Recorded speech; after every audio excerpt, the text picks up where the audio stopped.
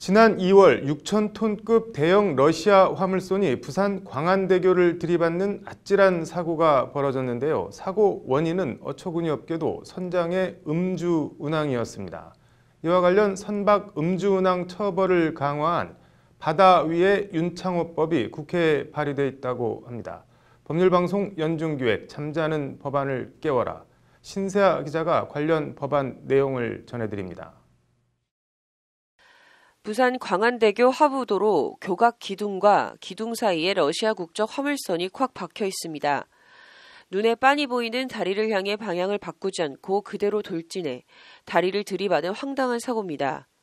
사고 충격으로 광안대교 아래쪽에는 안쪽이 들여다보일 정도로 큰 구멍이 뚫렸습니다.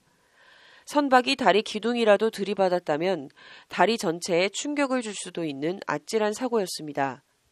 당시 러시아 선장의 혈중 알코올 농도는 0.086%로 개정 도로교통법에 따라 육지 도로였다면 면허 취소 수준 수치입니다.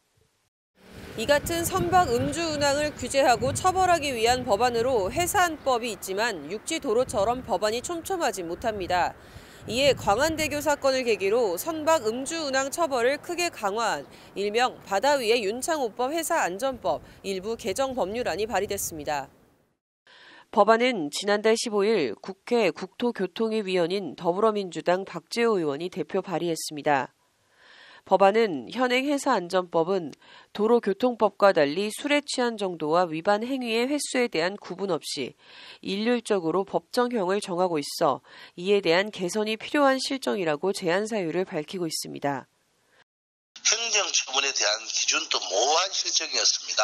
도로 위의 음주 사고에 비해 피해가 훨씬 크지만 처벌 수위는 오히려 낮게 돼 있어요. 그래서 그걸 바로잡겠다고. 일단 현행 해사안전법은 혈중 알코올 농도 0.03% 이상 상태에서 선박 조타기를 조작하거나 그 조작을 지시한 사람에 대해 일률적으로 3년 이하의 징역 또는 3천만 원 이하의 벌금에 처하도록 하고 있습니다. 개정안은 그러나 혈중 알코올 농도 0.03% 이상 0.08% 미만과 0.08% 이상 등 2개 구간으로 나눠 처벌 수위를 달리했습니다. 0.03% 이상 0.08% 미만은 기존처럼 3년 이하의 징역 또는 3천만 원 이하의 벌금으로 하되 0.08% 이상인 자는 최대 징역 5년까지 처할 수 있도록 처벌을 강화했습니다. 개정안은 또 0.03% 이상 음주 운항이 2회 이상 적발될 경우엔 다시 최대 징역 7년까지 가중 처벌할 수 있도록 했습니다. 나아가 음주 측정 요구를 거부할 경우엔 혈중 알코올 농도에 관계없이 0.08% 이상에 준해 최대 징역 5년까지 처할 수 있도록 했습니다. 법안에 나아가 외국 국적 선박에 대해서도 세관 등 관계기관 도움 없이 해경 독자적으로 음주 단속에 나설 수 있도록 했습니다. 형사적 처벌에 있어서는 외국 선박도 예외 없이 했기 때문에 이 법안이 통과만 되면 음주 운항뿐만 아니라 제2의 제3의 광안대교 충돌 사고도 예방할 수 있을 것입니다. 박재호 의원은 이와 함께 음주 운항에 대한 경각심을 높이고 제재의 실효성을 강화하기 위해 선박직원법 일부 개정 법률안도 함께 대표 발의했습니다. 해당 개정안은 2회 이상 음주 운항 적발이나 음주 측정 불응 시 해기사 면허를 취소할 수 있도록 하는 내용안을 골자로 하고 있습니다.